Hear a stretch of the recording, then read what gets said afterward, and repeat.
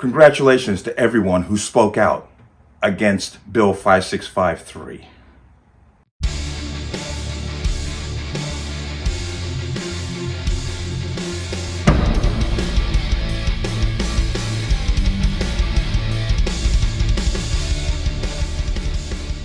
Welcome to another installment of the Connecticut Gun Bench. Today's video is brought to you by P.A.N. Firearms, LLC. P.A.N. Firearms for your NRA certification and multifaceted gun training. You can reach us at 203-300-6343 or use our website at www.panfirearmsllc.com. As always, there'll be a link in the description box below. And if you like my content and like my channel, please support it by using the links in the description box below. Everything is appreciated. But let's talk about this. Now, yesterday, February 22nd, the state of Connecticut had a public hearing with the Finance Board concerning proposed bill 5653, which is an excise tax on ammunition. And I'm going to say kudos and congratulations to those who spoke out against it, because we definitely, by numbers alone, outdid those who were for it.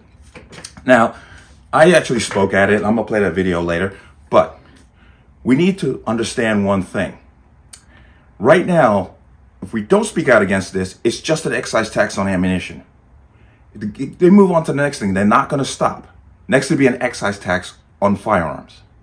So if you don't speak now, sooner or later it's going to catch up to you. I've said this repeatedly. I've said this at hearings. I've spoken out repeatedly that if we don't all stand together as a gun community, they're going to snowball us with nonsense.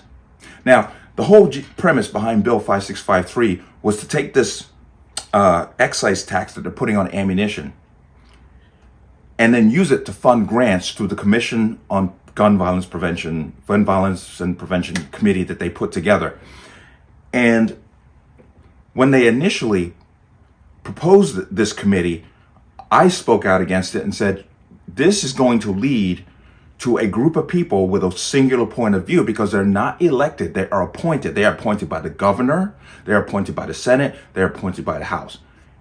With a Democrat majority in this state, what kind of people do you think they're going to promote to these positions? Do you really think they're going to have somebody who's going to have an open view or a one-minded view? Well, we got people with a one-minded view.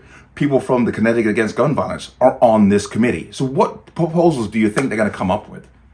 Honestly. But I'm going to go ahead and play my little testimony there. So hey, I'll throw that out. So let's go and watch that.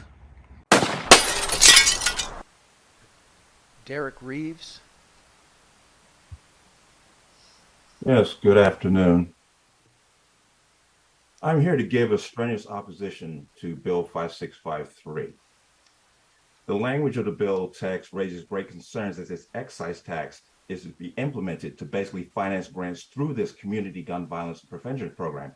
I've looked at the list of the members of this community group, and it reflects a singular point of view. And what I find to be the biggest disgrace about all of this, not just this bill, but Governor's Bill number 16 and others in the past, is what is this fixation with gun violence? What happened to other forms of death? Is it just not worth our time anymore? It's bizarre to me that gun violence is the only answer we have. I guess you just have to be shot en masse to get sympathy from people. It's unnerving. Murder is murder. It doesn't matter who uses the implement. It's the person behind it, but I don't need to get into all that. But $2.9 million was spent setting up this group they were not elected, they were appointed. And you can see right away, there's a singular point of view within this committee. But we have to ask very simple questions. Who is behind violence?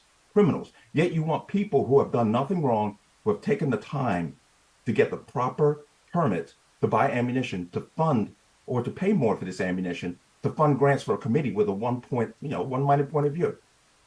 And that point of view doesn't really seem to be about violence. It just seems to be, we need more gun bans because. Not the answer. But in the end, you're just hurting people. The Constitution says we the people. Raising ammunition prices is going to hurt those of meager means. That's not how it works. It's for everybody. And it will hurt those of meager means. And let's just be honest. If you do put this tax in, people won't buy ammunition in the state anyway. So you're not getting this money. So what are you going to do each time? Raise the cost of the tax? each time because you're not getting the money. But this is a no-win scenario all the way around. You're making it harder for people to be more trained and to be more proficient with their firearms. And in the end, the money's going to be used it's not going to be used in a manner that would actually cure violence, not just gun violence. But that's really all I have to say about this. If you have any questions, I'm more than happy to take them. Questions? Thank you, Mr. Reeves. Okay, so there it is. And you know, it's not so much that it's just about that tax. It's the stupidity of it. You're going to fund grants through this one singular view committee to study gun violence by giving grants to who? Who is this money going to? Who's getting the money? What are they going to use it for? And in the end, I said it in the beginning, I'll keep saying it, that this committee, this is the one committee they have. They tried to put in another one, which kind of got kiboshed. But this one committee that they put together is leading to a singular point of view. It's going to literally be, we just want to make bans and laws that affect only those who will follow it under the guise of we're trying to protect the public, which is a bunch of garbage. You want to protect the public? Start holding criminals fully accountable for what they do. Oh, what a concept. Oh my goodness. Common sense. I don't know what to do with myself right now. But they don't do that. I did a story on a guy in Connecticut who stole 50 guns. And if I'm not mistaken, after he was caught, 17 of those guns are still on the streets. They gave him 3 years. 3 years. 3 years. I guarantee he's going to be out in what? Good behavior? A year? Year and a half? He's out doing what again? What he's going to be doing when he gets out? This is the kind of garbage I'm talking about. New Haven security guard defends his property. He gets arrested with felony charges, and the person committing the crime gets a summons to appear for burglary.